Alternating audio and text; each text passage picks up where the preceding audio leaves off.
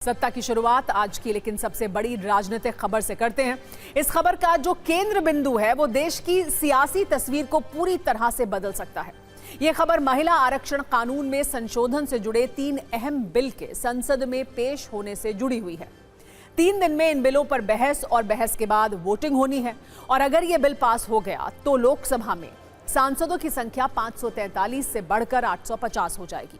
संसद में महिलाओं की संख्या कम से कम 272 जरूर होगी क्योंकि ये सीटें महिलाओं के लिए आरक्षित होंगी और सभी राज्यों में हर तीसरी विधायक महिला होगी, यानी 33% महिला आरक्षण होगा।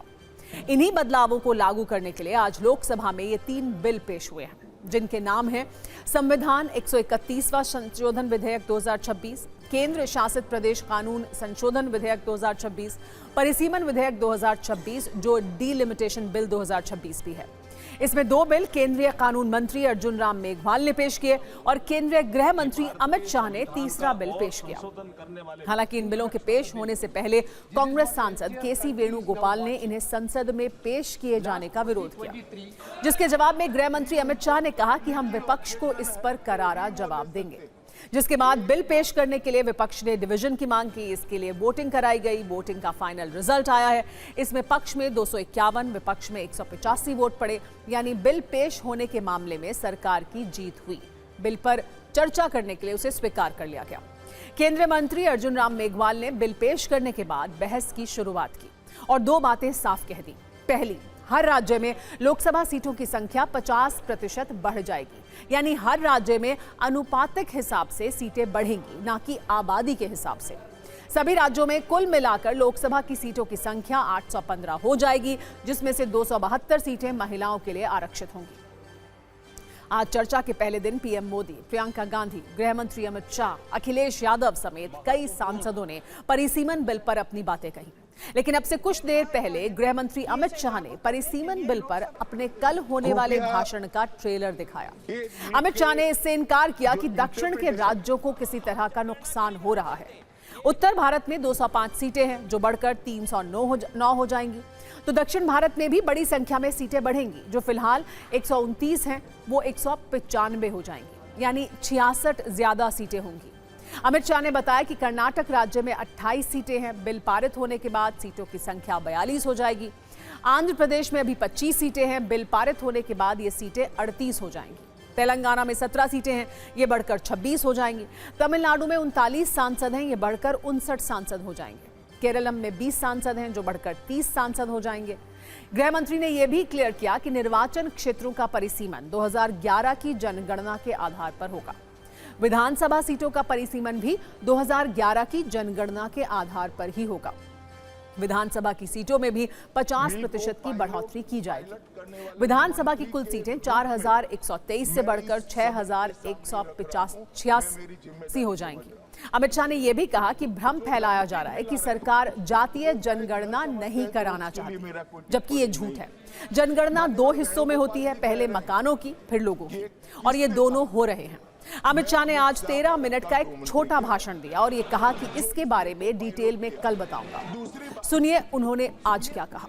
सुनिए ना, दक्षिण का जो पूरा नैरेटिव बनाया जाता है उसको अगर हम सोचते हैं तो अभी 543 सीटों में जो आपके द्वारा बनाया गया है उसमें 129 सांसद इस सदन में बैठते हैं।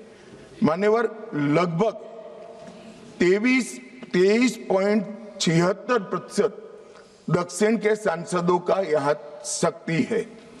अब 50% वृद्धि होने के बाद 129 की जगह 195 सांसद बैठेंगे और उनकी शक्ति 23.97%, मतलब 24% होगी। तो शक्ति बढ़ नहीं रही है, कम नहीं हो रही है, बढ़ रही है। सरकार की कैबिनेट ने नरेंद्र मोदी जी के नेतृत्व में जाति जनगणना करने का निर्णय कर लिया है। अगली जनगणना जाति जनगणना होने वाली है। जो 543 सदस्य बैठे हैं, इसमें 50% वृद्धि होगी। इसका 33% जब माताओं के लिए रिजर्व हो जाएगा तब 543 की 43 ओपन सीटें होगी जहां पर भी महिलाएं लड़ सकती। तो ये 50% इस तरह से आया है। और 850 है वो राउंड ऑफ फिगर है, 816 एग्जैक्ट संख्या होगी। हमने डिलिमिटेशन कमीशन एक्ट के अंदर कोई बदलाव नहीं किया है। फुल स्टॉप कोमा में आपका डिलिमिटेशन कमीशन एक्ट को हमने रिपीट किया है। 29 तक भी जो चुनाव होंगे वो सारे पुरानी सीटों पर ही होंगे, पुरानी व्यवस्था में होंगे। तो अखिलेश जी को भी डरने की जरूरत नहीं है। और जहां तक लोकतंत्र को खत्म करने की बात करी है, मैं भारतीय जनता पार्टी के कार्यकर्ता के नाते, इस सदन में एक सांसद के नाते कहता हूं, किसी की भी ताकत नहीं है इस देश से लोकतंत्र को खत्म करने की। बिल पेश होने के बाद बहस शुरू हुई तो मुस्लिम महिलाओं को आरक्षण देने के नाम पर समाजवादी पार्टी के अध्यक्ष अखिलेश यादव और गृह मंत्री अमित शाह के बीच एक सीधा एनकाउंटर हुआ। एसपी सांसद धर्मेंद्र यादव और एसपी अध्यक्ष अखिलेश यादव ने महिला आरक्षण में मुस्लिम महिलाओं के लिए अलग से आरक्षण की मांग की, जिसके विरोध में गृह मंत्री ने साफ किया कि धर्म के आधार पर आरक्षण नहीं हो सकता, संविधान इसकी इजाजत नहीं देता। इस बिल के अंदर जब तक पिछड़े वर्ग की महिलाएं, जब तक मुसलमान भाइयों की महिलाएं नहीं शामिल की जाएंगी, हम समाजवादी लोग इसका साथ नहीं देंगे। धर्म के नाम पर यहाँ रिजर्वेशन नहीं हो सकता, संविधान में नहीं है। इस तरह का बात ना करें। पूरा देश का महिलाओं के लिए बात करना चाहिए। आप मुस्लिम महिलाओं का क्यों बात करते हैं? जल्दीबाजी क्यों है आपको? सेंसस ये इसलिए नहीं करना चाहते हैं कि जैसे ही जनगणना होगी हम सब लोग जाति गणना मांगेंगे, जाति गणना होगी तो हम आरक्षण मांगेंगे, इसीलिए आप लोग धोखा देकर के आना चाहते हैं। जनगणना का काम शुरू हो चुका है, जारी। सरकार ने जाति की जनगणना करने का निर्णय ले चुकी है और अभी घरों की गिनती हो रही है और घरों की कोई जाति नहीं होती। समाजवादी पार्टी का चले तो घरों की भी जाति तय कर ले। मान्यवर, जब व्यक्तियों की जनगणना होगी, नागरिकों की जनगणना होगी, तब उसमें जाति का कॉलम रखा है मुस्लिम महिलाओं को आरक्षण की। मान्यवर, हमारा संविधान किसी भी प्रकार के धर्म के आधार पर आरक्षण की कतई मंजूरी नहीं दे रहा। और मैं फिर से संकल्प सरकार का बताता हूं कि धर्म के आधार पर मुस्लिमों को किसी भी प्रकार का आरक्षण गैर संवैधानिक है। अध्यक्ष महोदय, अनडेमोक्रेटिक बात माननीय मंत्री जी ने कही। हो सकता है उन्होंने धर्म की बात कही हो, लेकिन पूरा देश आदि आबादी को आरक्षण चाहता है। अध्यक्ष महोदय, मैं माननीय मंत्री से जानना चाहता हूं, क्या मुस्लिम महिला आदि आबादी में नहीं आती हैं? नहीं होनी ना देंगे। समाजवादी पार्टी सारी टिकटें मुस्लिम महिलाओं को दे दे, हमें कहां आपत्ति है? हमें कोई आपत्ति नहीं है। मुस्लिम महिलाओं के लिए आरक्षण की मांग पर हुई छोटी और कटाक्षपूर्ण बहस के बाद प्रधानमंत्री नरेंद्र मोदी ने भी लोकसभा को संबोधित किया। पीएम मोदी के करीब 37 मिनट के संबोधन का मुख्य फोकस ये था कि राजनीतिक कारणों से बिल को अटकाया नहीं जाना चाहिए। उन्होंने हर पार्टी से अपील की वो इन तीनों बिलों का समर्थन करें, जिससे महिला आरक्षण लागू हो पाए। अपने संबोधन में उन्होंने 5 बड़ी बातें कही। पहली बात, महिला आरक्षण बिल को राजनीतिक रंग ना दिया जाए। दूसरी बात, नियत के खोट को देश की नारी शक्ति कभी माफ नहीं करेगी। विरोध करने वालों को लंबे वक्त तक कीमत चुकानी होगी। 2029 में हमारे पास अवसर है, हम ज्यादा विलंब ना करें, कहा पीएम ने। हमें बिल का क्रेडिट नहीं चाहिए, मैं सबका धन्यवाद करूंगा। इस दौरान पीएम मोदी और अखिलेश यादव के बीच हल्के फुल्के अंदाज में बात भी हुई। पीएम मोदी ने कहा कि अखिलेश यादव उनके मित्र हैं, मदद कर देते हैं। पीएम मोदी के बाद जब प्रियंका गांधी बोलने आई तो उन्होंने पीएम मोदी के दावों और भरोसे पर सवाल उठाए। उन्होंने कहा कि पीएम के खोखले आश्वासनों के बावजूद संसद में राज्यों की मौजूदगी बदल जाएगी। जिस तरह असम में उन्होंने मनचाही सीटों को काटा, नई सीमाएं बनाई, उसी तरह ये देश में करेंगे। प्रियंका ने यह भी कहा कि परिसीमन आयोग में सरकार द्वारा चुने गए 3 लोग देश के लोकतंत्र को खत्म करेंगे। अगर ये बिल पास होता है तो देश में लोकतंत्र खत्म हो जाएगा। मौजूदा सरकार जनता की आंखों में धूल झोंक रही है। बनानी। जिन लोगों को इसमें राजनीति की बू आ रही है, मैं चाहूंगा कि वो खुद के परिणामों को पिछले 30 साल में देख ले। फायदा उनका भी इसी में रास्ता दिखा रहा हूं। इसी में फायदा है कि जो नुकसान हो रहा है उससे बच जाओगे। और इसलिए मैं समझता हूं कि इसको राजनीतिक रंग देने की जरूरत नहीं है। राजनीति की बू इसमें पूरी तरह से घुली हुई है। दरअसल इसी सरकार ने महिला आरक्षण का जो विधेयक सर्वसहमति से 2023 में पारित कराया था, उसमें 2 चीज़ें थी जो इस विधेयक में नहीं है। उसमें लिखा था कि इसे लागू करने से पहले नई जनगणना और परसीमन कराई जाएगी। अब अचानक क्या हो गया? मन बदल गया। वही सरकार पुराने आंकड़ों के आधार पर क्यों आगे बढ़ना चाह रही है और इतनी जल्दबाजी क्यों? जो आज विरोध करेंगे उसको लंबे समय तक कीमत चुकानी पड़ेगी। हमारी नीयत की खोट देश की नारी शक्ति कभी माफ नहीं करेगी। प्रधानमंत्री महोदय जी ने अपने भाषण में काफ़ी जिक्र किए कि किसने रोका, कैसे रोका, 30 सालों से कैसे ये निर्णय रोका गया। तो इसका बैकग्राउंड ये है, मेरे सत्ता पक्ष के साथियों को शायद ये बात पसंद नहीं आएगी, लेकिन इसका ऐतिहासिक बैकग्राउंड ये है कि इसकी शुरुआत भी नेहरू नाम के एक व्यक्ति ने ही किया। धर्मेंद्र जी, मैं आपका बहुत आभारी हूं कि आपने मेरी पहचान करा दी। ये बात सही है, मैं अति पिछड़े समाज से आता हूं। धर्मेंद्र जी, मैं आपका बहुत आभारी हूं और अखिलेश जी मेरे मित्र हैं तो कभी कभी मदद कर देते हैं। आज प्रधानमंत्री महोदय ने बड़े हल्के में बोल दिया कि इस वर्ग और उस वर्ग के बारे में हम बाद में देख लेंगे। कौन सा इस वर्ग, कौन सा उस वर्ग? ओबीसी वर्ग की बात कर रहे थे कि हम बाद में ही देख लेंगे इसके बारे में। ये हल्के में नहीं लेना चाहिए अध्यक्ष महोदय। ये बहुत बड़ी संख्या है, एक पूरे वर्ग का परिश्रम है, एक पूरे वर्ग का संघर्ष है। पीएम मोदी के भाषण का ज्यादातर हिस्सा समर्थन की अपील करने में गया, जबकि प्रियंका गांधी आज तथ्यों और तर्कों के साथ चुभने वाले तीर चला रही थी। उन्होंने तथ्यों के जरिए साबित करने की कोशिश की है कि सरकार की कोशिश खतरनाक है।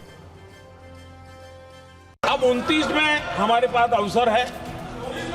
अगर हम 29 में भी नहीं करते तो ये स्थिति क्या बनेगी हम कल्पना कर सकते हैं। फिर हम देश की माताओं बहनों को ये विश्वास नहीं बना पाएंगे कि हम सचमुच में प्रयास सच्चे अर्थे कर सकते हैं। और इसलिए समय की मांग है कि अब हम ज्यादा विलंब न करें। इसमें लिखा है कि संसद में महिला आरक्षण 2029 तक लागू होना चाहिए। अब सहमत है। फिर कहा गया है कि इसे लागू करने के लिए लोकसभा सदस्यों की संख्या 50% बढ़ानी पड़ेगी।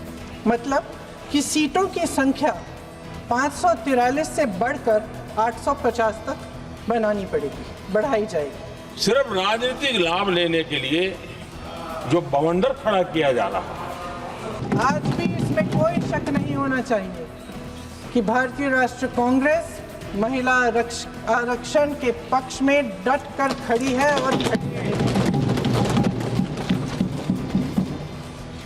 लेकिन अध्यक्ष महोदय, सच्चाई ये है कि आज की चर्चा दरअसल महिला आरक्षण पर है ही नहीं। मैं आज सदन के सभी साथियों को ये भी कहना चाहता हूं कि साथियों, हम भ्रम में न रहे।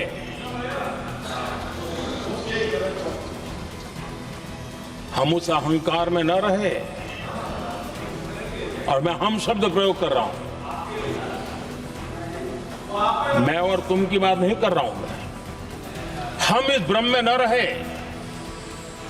कि हम देश की नारी शक्ति को हम कुछ दे रहे हैं। जी नहीं, उसका हक है। और हमने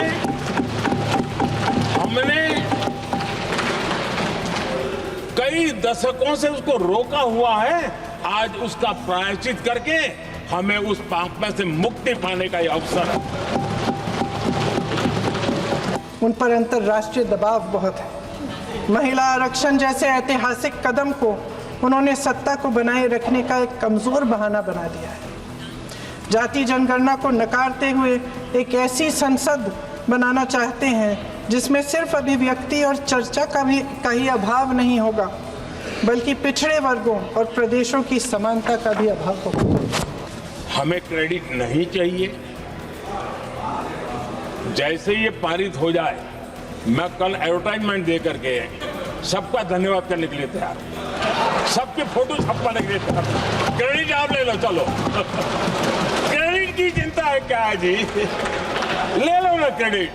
आपको जिसकी फोटो छपवानी है सरकारी खर्चे से हम करवा देंगे।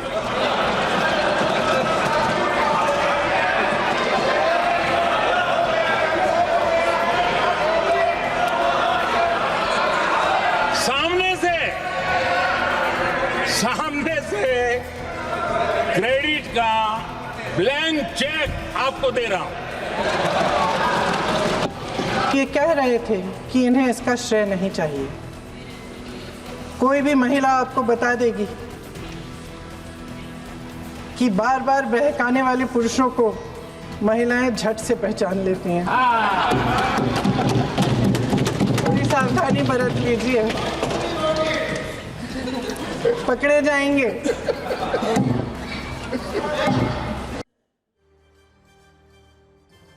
सदन के अंदर तो इस पर बहस होती रही, लेकिन राजनीतिक गतिविधि संसद के बाहर भी दिखी। तमिलनाडु में चुनाव है और इसी चुनाव के बीच परिसीमन का मुद्दा आया है। आज इसके विरोध में तमिलनाडु के सीएम स्टालिन ने काला झंडा फहराकर परिसीमन के प्रस्ताव का विरोध किया। आज संसद में भी डीएमके सांसदों ने काले कपड़े पहने थे। दरअसल विपक्ष का यह आरोप है कि सरकार डीलिमिटेशन प्रक्रिया के तहत उत्तर भारत और जिन राज्यों में वो मजबूत है वहां सीटों की संख्या बढ़ाना चाहती है, लेकिन सरकार का कहना है कि सीटें अनुपातिक हिसाब से बढ़ रही हैं, किसी के साथ भेदभाव नहीं है। विपक्ष का यह भी तर्क है कि नए परिसीमन से उत्तर और दक्षिण भारतीय राज्यों में सीटों का फासला बहुत बढ़ जाएगा, जो भारतीय जनता पार्टी को फायदा पहुंचाएगा। सरकार का तर्क है कि लोकसभा में जिन राज्यों का प्रतिनिधित्व प्रतिशत के आधार पर जितना है उतना ही रहेगा। विपक्ष ये भी कह रहा है कि साथ ही इससे दक्षिण भारतीय राज्यों का संसद में प्रतिनिधित्व कमजोर होगा। सरकार का कहना है कि इसको उत्तर दक्षिण में बांटकर नहीं देखा जाना चाहिए। विपक्ष ने यह भी कहा है कि सरकार महिला आरक्षण को बहाने के तौर पर इस्तेमाल करके अपने राजनीतिक हित साधना चाहती है। सरकार कह रही है कि 30 वर्षों से ये मामला अटक रहा है, इसलिए 2029 महिलाओं को आरक्षण देने का सही समय है। इस अवसर को नहीं गंवाना चाहिए। विपक्ष इस मामले में पीछे हटने के मूड में नहीं है। सोनिया गांधी पहले ही लेख लिखकर ये साफ कर चुकी हैं कि सरकार महिलाओं को आरक्षण देने से ज्यादा राजनीतिक लाभ लेने की कोशिश कर रही है, जबकि राहुल गांधी कल इस मामले में एक वीडियो बयान जारी कर चुके हैं। आज सोशल मीडिया पोस्ट किया। उन्होंने कहा कि कांग्रेस ने 2023 के बिल का समर्थन किया था, जो अब संविधान का हिस्सा है, लेकिन सरकार का मौजूदा कदम महिला सशक्तिकरण से नहीं बल्कि राजनीतिक लाभ से प्रेरित है, जिसमें पिछड़ों और दलितों की भागीदारी को जानबूझकर दरकिनार किया जा रहा है।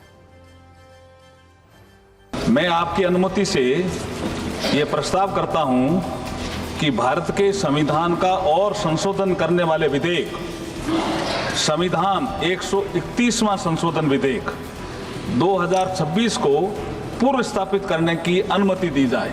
महोदय, मैं प्रस्ताव करता हूं कि संघ राज्य क्षेत्र विधि संशोधन विधेयक 2026 को पुनर्स्थापित करने की अनुमति दी जाए। मैं आपकी अनुमति से ये प्रस्ताव करता हूं कि परिसीमन विधेयक 2026 को पूर्व स्थापित करने की अनुमति दी जाए। धन्यवाद। This government want to completely hijack the constitution protection and they want to put the bill is very clear, sir. Very important. The bill, sir. अभी ये सदन इस स्टेज पर है कि बिल को पुनर्स्थापित करना या न करना, तो बिल को पुनर्स्थापित करने के लिए टेक्निकल ऑब्जेक्शन ही रूल 72 में वो ले सकते हैं। I think you withdraw this bill. Come with a clear-cut, concrete idea. Call an all-party meeting. We will give you suggestion how to implement it. We will give you suggestion. Then call an all-party meeting. Don't get the leg purchasing. Then pass the bill unanimously. Otherwise, don't think that you can make everybody fool. by introducing all these things. You are cheating the women of this country. कुल सीटों की संख्या में समान रूप से 50% की वृद्धि की जाए। लोकसभा की वर्तमान सीटों में 50% की वृद्धि की जाती है तो सदन की नई स्ट्रेंथ 815 सदस्यों की होगी। इसमें से 272 सीटें महिलाओं के लिए आरक्षित होगी। आज एक ऐसे बिल आए हैं कि हम लोग संविधान को ही तोड़ना, मरोड़ना, फोड़ना चाह रहे हैं और इसका हम समाजवादी पार्टी के लोग पुरजोर विरोध करते हैं। सभापति जी, विरोध के आधार हैं। सभापति जी, जिस तरह से डिलिमिटेशन को जनगणना से पृथक किया जा रहा है, ये मैं समझता हूं संविधान की भावनाओं के पूरी की तरह से विरोध में है। Sir, this is not about the one reservation. The main goal is to make South rural and other areas rural and completely erase the representation of OBCs and Muslims from the elected legislature. It gives more seats and power to larger population while denying a fair voice to smaller population. This again is a violation of federalism, which is part of basic structure, sir. Let me make it very clear. If at all there was anything, even an ounce of injustice that the proposals that the government has brought to the parliament, even if there was an ounce of injustice to the south of India, I as a proud Kannadiga would have been the first to oppose such kind of a proposal. ये देश को backdoor के द्वारा परिसीमन करने का ये bill है, ये आपकी मंशा है। महिला आरक्षण बिल नहीं है, ये हम परिसीमन की आपकी ये मंशा है। उस पे आप महिला आरक्षण का आपने एक लेबल लगा दिया है, ढांचा लगा दिया कि महिला आरक्षण को लागू करने के लिए आप एक डिलिमिटेशन को बुलडोज कर रहे हो, आप डिलिमिटेशन। मैं पूछना चाहती हूँ माननीय नेता प्रतिपक्ष से, वो कहते हैं this is a power grabbing move. मैंने याद कराना चाहती हूँ, पावर ग्रैब का मुद्दा नहीं, ये पावर बैलेंस का विषय है। ये हक चोरी का विषय नहीं, हक के हिसाब का विषय है। और महोदया, बहुत विनम्रता से कहना चाहूंगी कि इस सदन को, इस देश की मातृशक्ति को उसके हक का हिसाब देना पड़ेगा। वैसे संसद में सभी पार्टियां महिला आरक्षण पर जोरदार बहस कर रही हैं। कल और परसों भी ये जारी रहने वाला है। लेकिन पश्चिम बंगाल विधानसभा चुनाव से पहले उनका सच्चाई से साक्षात्कार करवाना भी जरूरी है। संसद में आज सरकार के साथ विपक्ष के कई नेताओं ने नारी शक्ति वंदन अधिनियम पर अपनी बात रखी। मंथन किया कि आखिर कैसे इस बिल के जरिए संसद में महिलाओं के लिए 33% सीटें आरक्षित हो जाएं। लेकिन सवाल यह है कि आखिर जब बात चुनाव की आती है तो यही पार्टियां कितनी महिला उम्मीदवारों को टिकट देती हैं। अब पश्चिम बंगाल विधानसभा चुनाव की ही बात कर लेते हैं। पश्चिम बंगाल में कुल सीटें 294 हैं। अब देखिए किन पार्टियों ने कितनी महिला उम्मीदवारों को टिकट दिया है। इसमें सबसे आगे है टीएमसी, जिसने 52 महिलाओं को टिकट दिया है, यानी 17.8% महिला उम्मीदवार हैं। दूसरे नंबर पर लेफ्ट है, जिसने 34 महिलाओं को टिकट दिया है, जिसका प्रतिशत 13.43 है। तीसरे नंबर पर कांग्रेस है, जिसने 35 महिलाओं को टिकट दिया है, यानी 11.9% महिला उम्मीदवारों को उन्होंने टिकट दिया। चौथे नंबर पर बीजेपी है, जिसने 33 महिला उम्मीदवारों को चुनाव में उतारा है, जो इस लिस्ट में 11.44% के साथ चौथे नंबर पर है। पश्चिम बंगाल में कम से कम 24 विधानसभा सीटें ऐसी हैं जहां महिला वोटरों की तादाद पुरुषों से ज्यादा है। इन महिला वोटरों ने ही वर्ष 2021 की विधानसभा और 2024 के लोकसभा चुनाव में बीजेपी की कड़ी चुनौती से निपटने में ममता बनर्जी की मदद की थी। यही वजह है कि टीएमसी ने सबसे ज्यादा महिला उम्मीदवारों को चुनाव के मैदान में उतारा। वैसे वर्तमान में महिला सांसदों की संख्या के मामले में भी टीएमसी आगे है। टीएमसी की 38% सांसद महिलाएं हैं, जो प्रस्तावित 33% की सीमा से 5% ज्यादा हैं।